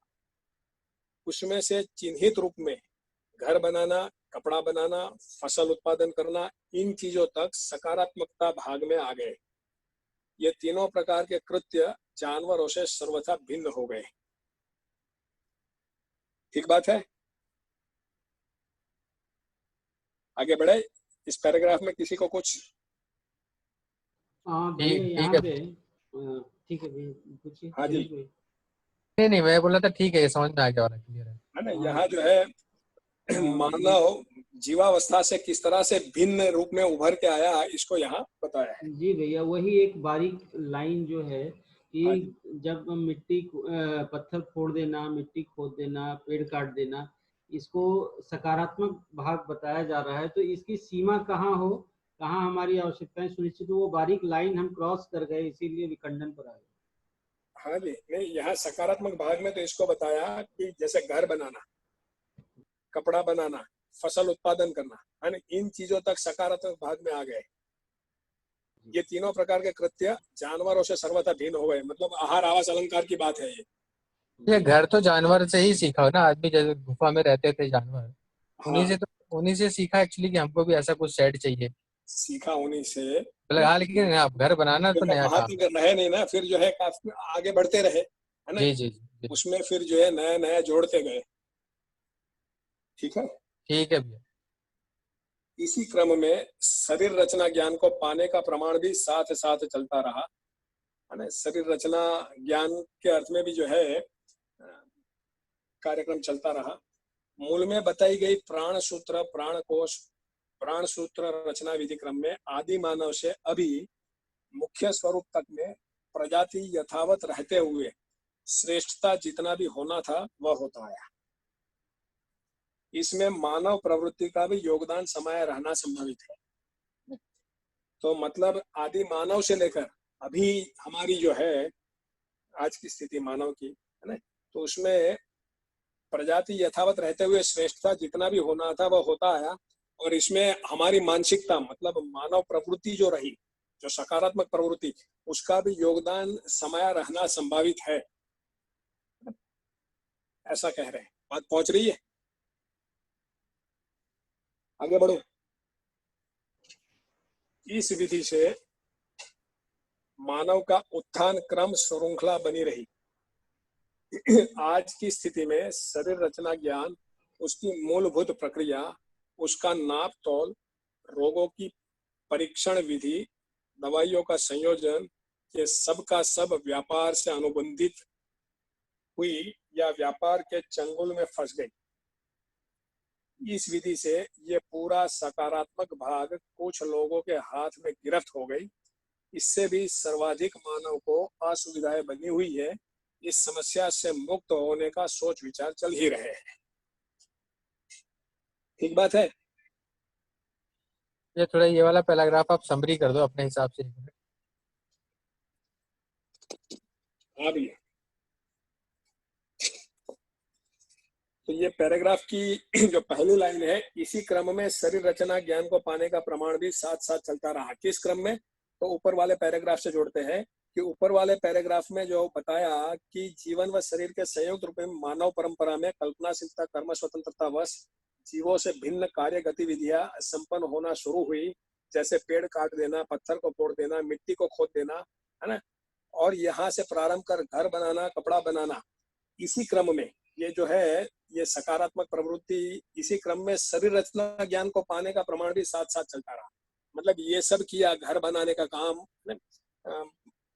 फसल उत्पादन का काम, उसके साथ साथ जो है शरीर रचना ज्ञान को पाने का भी जो है काम चलता रहा।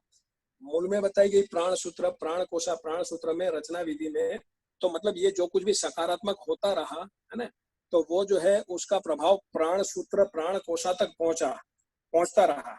और प्राण सूत्र प्राण कोश प्राण सूत्र में रचना विधि क्रम में इसी अर्थ में जो है आदि मानव से अभी तक मुख्य स्वरूप तक में प्रजाति यथावत रहते हुए जितना श्रेष्ठ होना था प्राण सूत्र प्राण कोशा में वो होता रहा।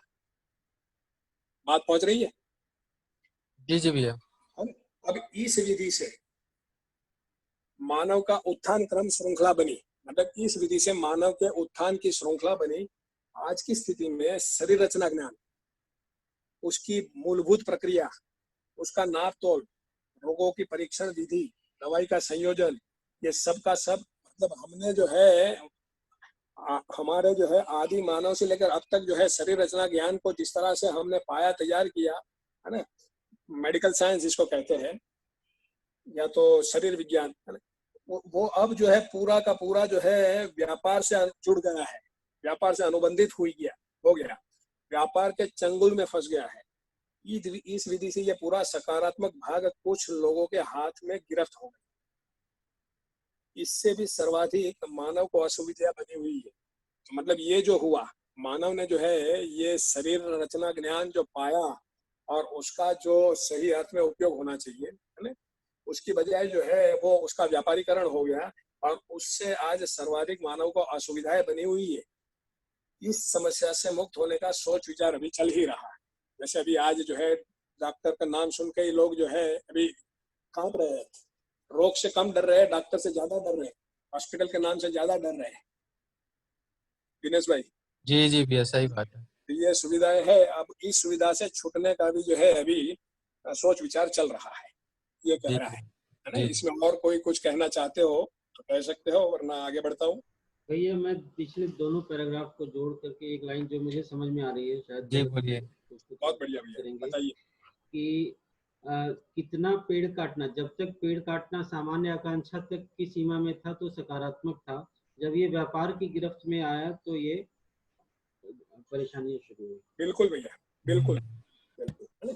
तो वो जो है वही बताया कि ये पेड़ काटना, मिट्टी को खोद देना, पत्थर को तोड़ देना है ना, वो ठीक है, लेकिन उससे जो घर बनाना, कपड़ा बनाना, फसल उत्पादन करना है ना, इस यहाँ तक जो है वो सकारात्मक था।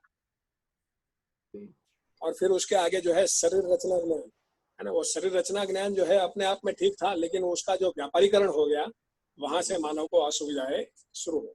जी भैया, ठीक है। जी जी भैया मुद्दा। हाँ जी, इसमें ये लाइन एक बार मतलब मेरे को ये सार इसमें ये समझ में आता है कि इस विधि से ये पूरा सकारात्मक भाग कुछ लोगों के हाथ में गिरफ्त हो गया। हाँ जी, यहाँ सकारात्मक के रूप में तो केवल जो है मानव शरीर मतलब शरीर रचना ज्ञान को ही कह रहे हैं। जी जी, और इससे भी सर्वाधिक मानव को असुविधाएं बनी हुई हैं। बिल्कुल ठीक बात भैया, और इसी से छूटने की बात हो रही है, समस्या से मुक्त होने का सोच विचार चल ही रहा है। मतलब जो कुछ ही लोगों के हाथ में ये सब आ गया है, उससे छूटने की बात हो रही है। व्यापार गद्दी के हाथ में, कुल मिला के राजगद्दी, व्यापार गद्दी, शिक्षा गद्दी और धर्म गद्दी में से जो है ये अभी व्यापार गद्दी के हाथ में चला है। जी भैया, ये भी एक मतलब भी है कि जो इस शरीर रचना ज्ञान और जो रोग और दवाइयों का जो संयोजन और परीक्षण, ये जो नॉलेज सबको मिलना चाहिए था, ये कुछ ही लोगों को दिया जा रहा है, डॉक्टर बोला जाता है उनको। तो इस तरीके से ये कुछ लोगों की गिरफ्त में आ गया। इसका कहने का मतलब यही है, मुझे ऐसा समझ में आया कि पहले जब आदि मानव का समय था तो हर आदमी उस क्रम में था कि वो समझ ही रहा था शरीर रचना को, प्राण कोश प्राण सूत्र को। लेकिन अब के समय में ये लिमिटेड हो गया है, कुछ एक डिसिप्लिन के लोगों को, एक समुदाय के लोगों को ही ये जानकारी होना चाहिए, ऐसा बोला जाता है। बिल्कुल बिल्कुल भैया, वैसा ही हुआ है ना, वो सहज सुलभ सर्व सुलभ होना चाहिए, वो नहीं, उसके बदले जो है किसी एक समुदाय ने इसको अपने गिरफ्त में पकड़ लिया और उसके आधार पे फिर जो है उसका व्यापार शुरू कर दिया। जी भैया, जी है ना, मोनोपोलाइजेशन जैसा मोनोपोली कर दिया। जी प्रधान मुद्दा शरीर रचना में प्राण कोशाओं की प्रवृत्ति। शरीर रचना मूलक में दो प्रजाति के प्राण कोशाओं का उत्सव, फलतः भ्रूणावस्था से गुजरते हुए शरीर रचना अर्थात अंग अवयव, हाथ पैर आदि की रचना, 5 महीने पूरा होते तक गर्भाशय में शिशु रचना का पूर्ण होना, शिशु रचना पूर्ण होने में समृद्ध मेधस्तंत्र का होना, जीव संसार से अधिक समृद्ध पूर्ण मेधस्तंत्र तैयार होना समझ में आता है। ठीक बात है। अब प्रधान मुद्दे की बात कर रहे हैं, शरीर रचना की, मानव शरीर रचना की। प्रधान मुद्दा शरीर रचना में प्राण कोशाओं की प्रवृत्ति। शरीर रचना मूलक में 2 प्रजाति के प्राण कोशाओं का उत्सव। 2 प्रजाति मतलब जो है मादा नर प्रजाति, मादा प्रजाति, दोनों के प्राण कोशाओं के उत्सव के रूप में फलतः भ्रूणावस्था से गुजरते हुए शरीर रचना अर्थात अंग अवयव है ना, जो गर्भ में बनते हैं, हाथ पैर आदि की रचना, 5 महीने पूरे होते तक गर्भाशय में शिशु रचना का पूर्ण होना, शिशु रचना पूर्ण होने में समृद्ध मेधस्तंत्र का होना, जीव संसार से अधिक समृद्ध पूर्ण मेधस्तंत्र तैयार होना समझ में आता है। समृद्ध मेधस्तंत्र और समृद्धिपूर्ण मेधस्तंत्र, ये स्पष्ट होता होगा आपको। जीव संसार में जो है वो समृद्ध मेधस्तंत्र है, वो भी पूरा जीव संसार नहीं है ना, लेकिन जो मानव के जिसमें जीवन होने का स्पष्ट संकेत मिलता है उसमें समृद्ध मेधस्तंत्र की बात है और मानव में समृद्धिपूर्ण मेधस्तंत्र की बात है। ये भेद सबको स्पष्ट है ना।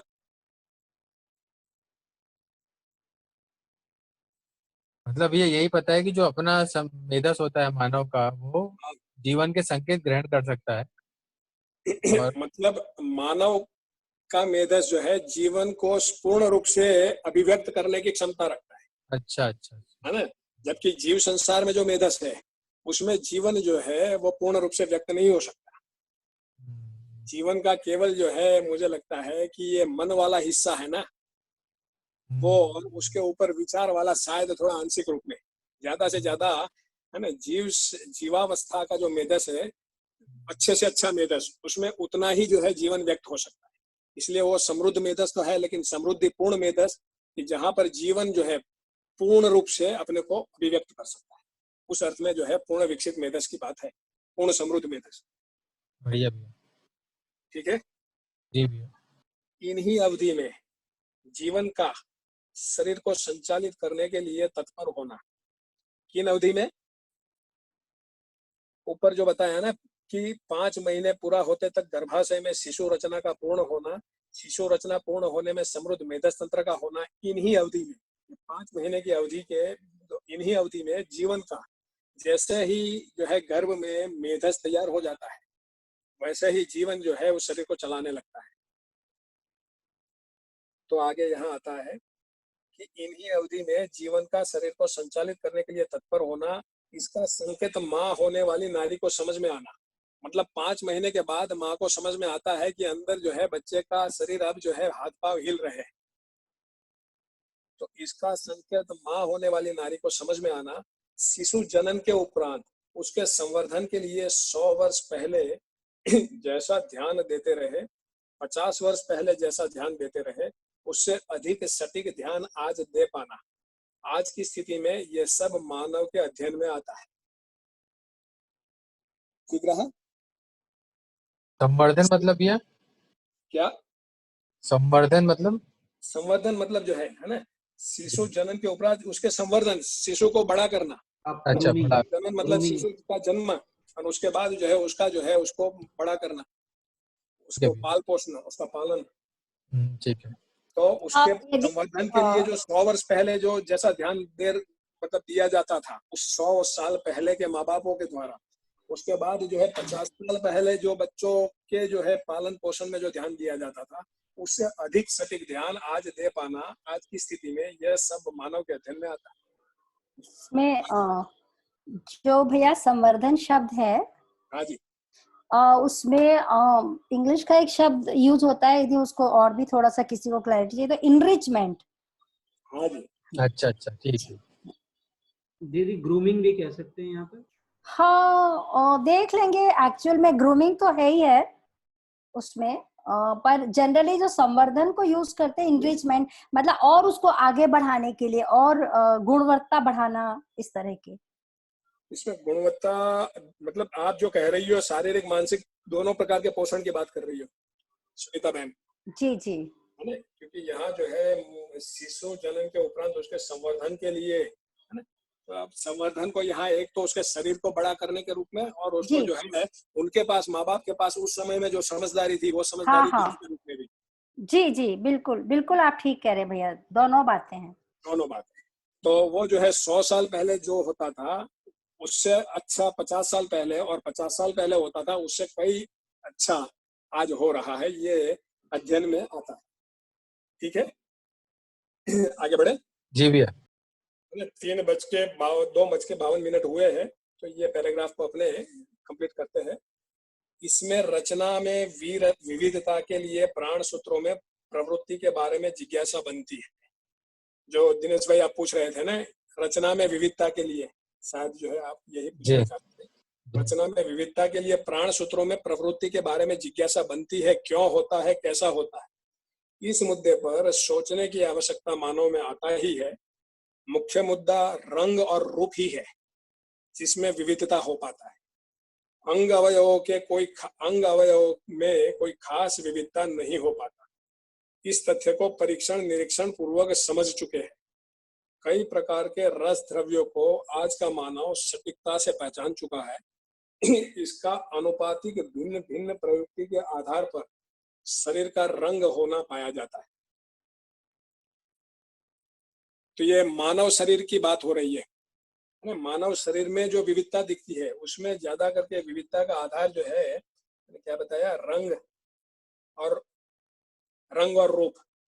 और जो रंग और रूप है, अंग अवयव के कोई खास विविधता नहीं हो पाता है। इस तथ्य को परीक्षण निरीक्षण पूर्वक समझ चुके हैं। कई प्रकार से रस द्रव्यों को आज का मानव सटीकता से पहचान चुका है। इसका अनुपातिक भिन्न भिन्न प्रवृत्ति के आधार पर शरीर का रंग होना पाया जाता है। कुल मिलाकर रंग शरीर के ऊपरी हिस्से में अर्ध सूखा हुआ प्राण कोशा की स्थिति में रंग को पता लगता है।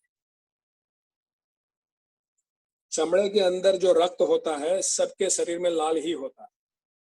ऊपरी हिस्से से रंग का पता लगता है। प्राण कोशाएं शुष्क होने के उपरांत जो प्रदर्शन करते हैं, इसी को हम रंग के रूप में जान पाते हैं। इसीलिए रंग के आधार पर मानव को पहचानने के अर्थ में सटीक नहीं हुआ। इसीलिए परस्पर मानव को सटीक पहचानने का प्रयास जारी रहा है। यह भी सोच सकते हैं बहुत पहले से भी परस्पर पहचानने के लिए रंग प्रधान रहा और कोई आधार खोजते रहे। इसी के साथ नस्ल भी बहुत प्रधान रह गए। काफी समय तक मानव रंग और नस्ल प्रधान विधि से अपना पहचान बनाए रखने के लिए कोशिश किया। अभी भी इसका गवाही जगह जगह मिलता है। यद्यपि मानसिक रूप में इस जगह यानी कि वंशानुसंगी पहचान विधि से रंग नस्ल विचार से विचलित हो चुके हैं। अब वो मानसिकता उतनी प्रबल नहीं रही है रंग नस्ल के आधार पर मानव को पहचानने वाली। ठीक रहा दिनेश भाई? सुनीता बहन भैया समझ में तो आ गया पूरा, लेकिन ये थोड़ा सा इसको और बहुत सुंदर भैया, बहुत ही अच्छा रखा है आपने, बहुत ही अच्छा प्रयास आपने, बहुत ही सुंदर सरल भाषा में जो है ना जी दिनेश भाई, यहाँ ऐसा एकदम निचोड़ रूप में कि हम जो है विविधता की बात कर रहे हैं। मानव शरीर रचना की जो विविधता है, तो उसमें विविधता बाबा जी कह रहे हैं कि कुल मिला के रूप और रंग में है ना? जी, वो तो मैसेज तो समझ में आ गया। हाँ, जो मैसेज देना चाह रहा है। और वो क्या है, तो जो मतलब अर्ध सूखा हुआ या सूखा हुआ प्राण कोशा की स्थिति है, वही जो है उसी के आधार पे मानव शरीर का रंग है, जो ऊपरी हिस्से में चमड़ी के रूप में रहता है। चमड़े के अंदर जो रक्त होता है वो सबके शरीर में लाल ही होता है। जी, वो प्राण कोशाएं शुष्क होने के उपरांत जो प्रदर्शन करती है, मतलब शुष्क होने का मतलब क्या भैया? सूख जाना। हाँ, वो सूख जाती है। कहाँ शुष्क बताया है? जैसे डेड सेल है ना नाखून, उसी तरह यहाँ डेड नहीं कहेंगे क्योंकि सब कुछ सक्रिय है। कहीं ना कहीं ऊपर जो चमड़ी का कलर दिखता है ना, वो सूखी हुई, सूखा हुआ, अर्ध सूखा हुआ प्राण कोशा का कलर है। अच्छा।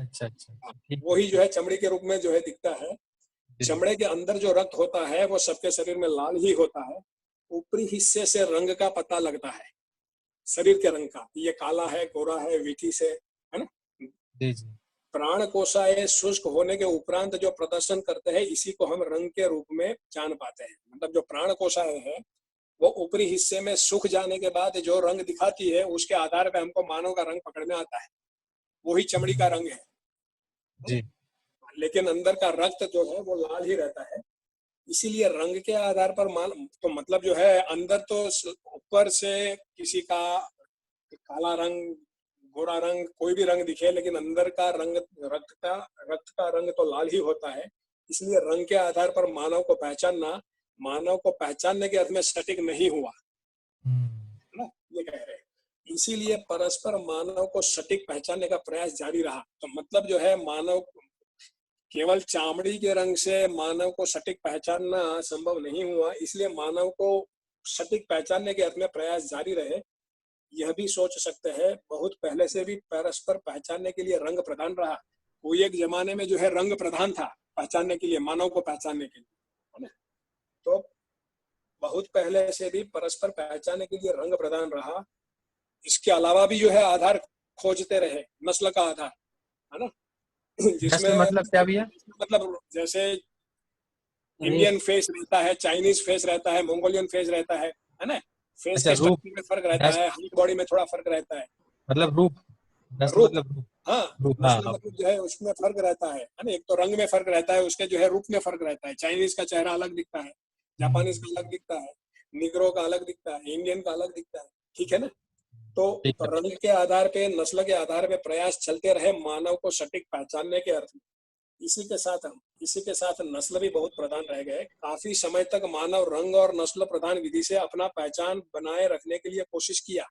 मानव ने मतलब बहुत लंबे समय तक रंग और नस्ल के आधार पे अपनी पहचान को दूसरों से अलग बनाए रखने का प्रयास किया।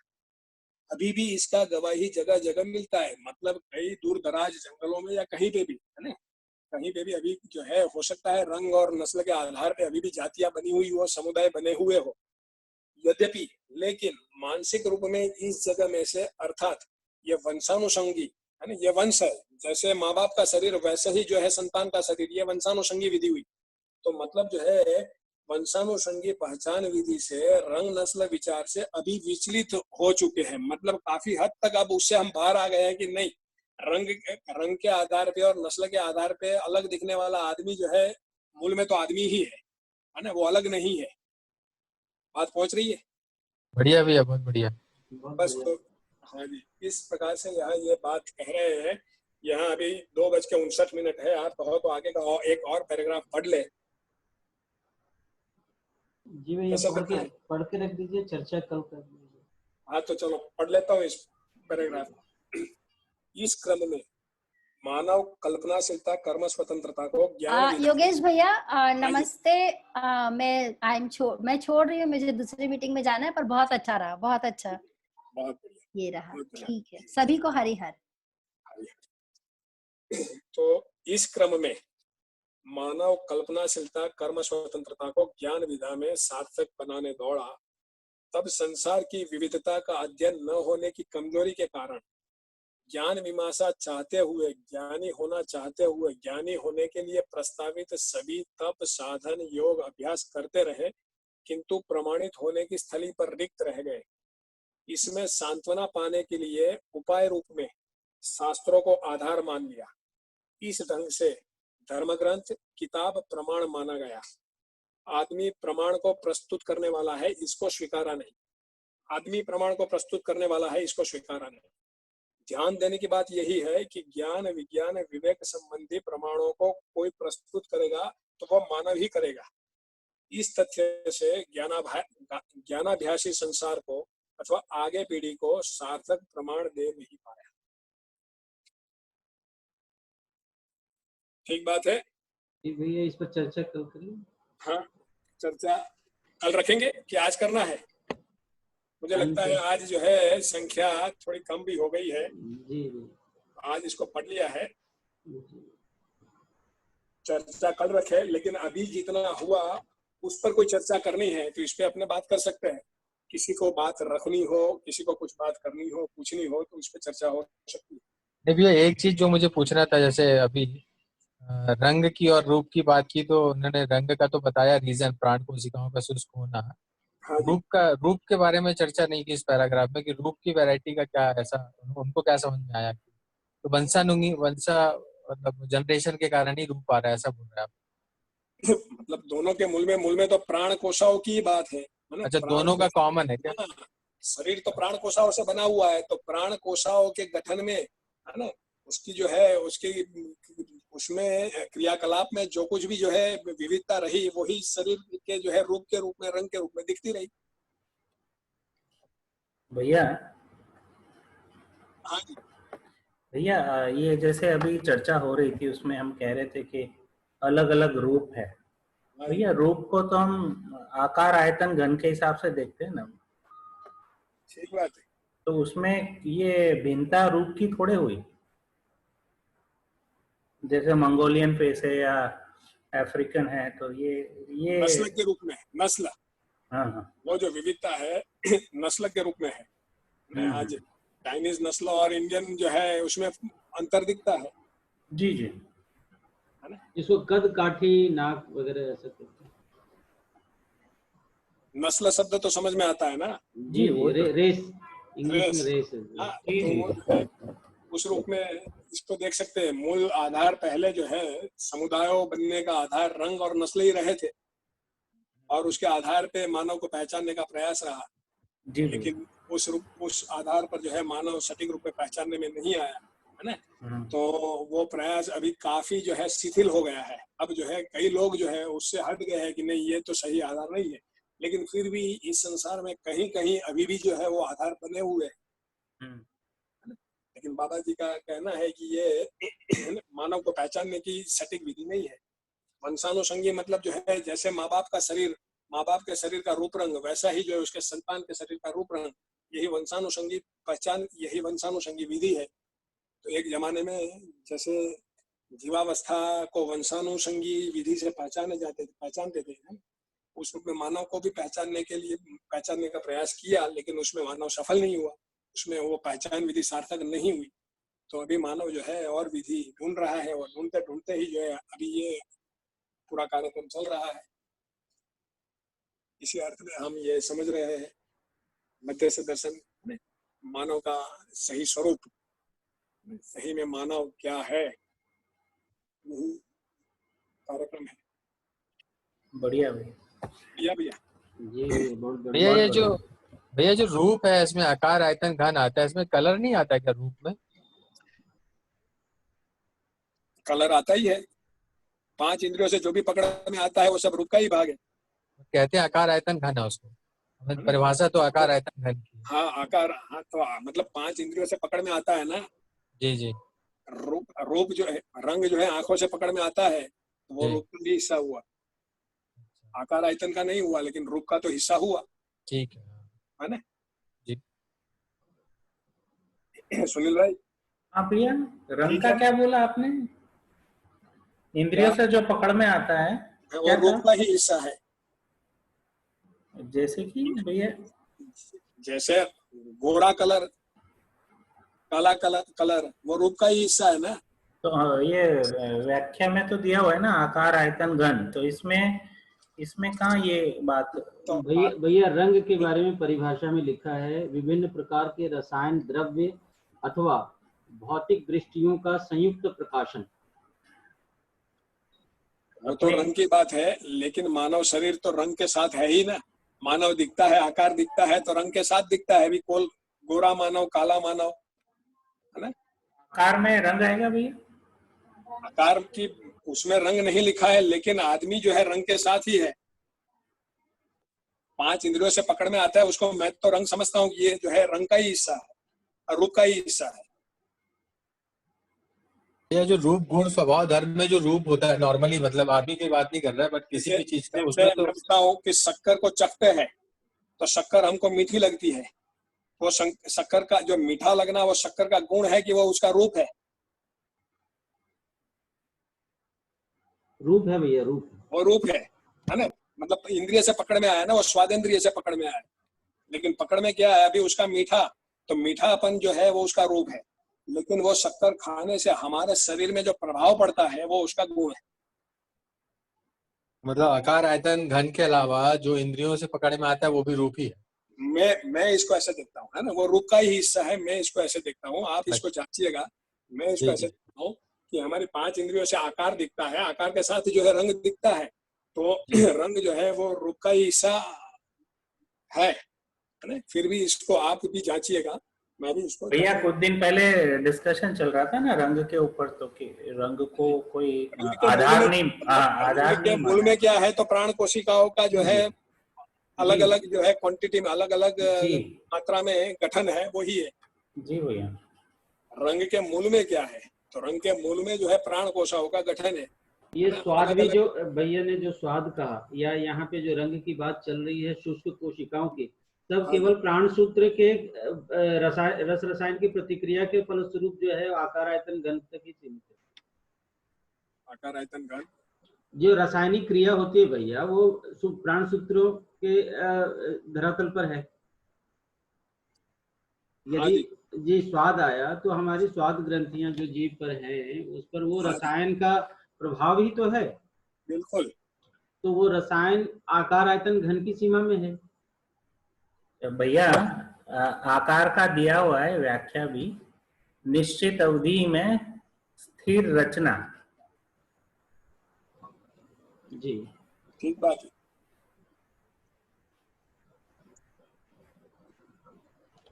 तो रचना अपने आप में आकार के साथ है ना भैया, है ना। और स्वाद है या रंग की जो बात हो रही है, ये शुष्क कोशिकाओं का जो है वो के बारे में कहा जा रहा है। शुष्क कोशिकाएं अपने आप में आकार के साथ है ना, वो रंग के रूप में प्रकाशित है।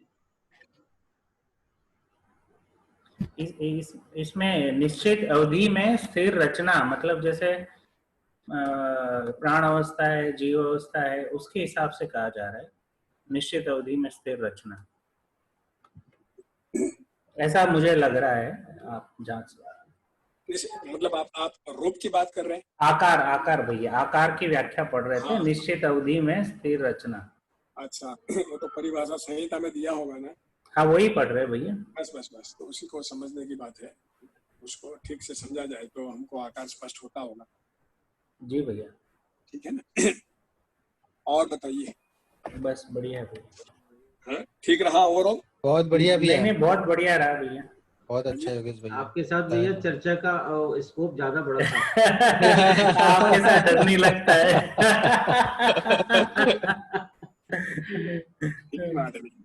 फाल्गुनी बहन कुछ रखोगी? नहीं भैया, ठीक है, सब ठीक है। ठीक रहा फाल्गुनी बहन। हाँ जी बताइए। अभी ये जो रंग और रूप का जो मुद्दा चर्चा हुआ उसमें सिर्फ ये नॉर्मल बाबा ने लिखा है कि जैसे हम रंग रूप का बात करते हैं ना, उस तरीके से लिखा है, नहीं के रूप मतलब कि आकार आयतन वो वाला रूप नहीं यहाँ पे। ठीक यहाँ पे सिर्फ नॉर्मल भाषा में जो हम बोलते हैं ना उसकी चर्चा है। चमड़ी के रंग की ही बात है इसमें, जो है प्रचलित परंपरा वाले रंग की ही बात है। प्रचलित भाषा में जो अभी रंग जिसको कहते हैं वही कह रही हो ना फाल्गुनी बहन? हाँ उनका आशय यही था। हाँ भैया, रंग जो है उसी के अर्थ में जो है कहा जा रहा है।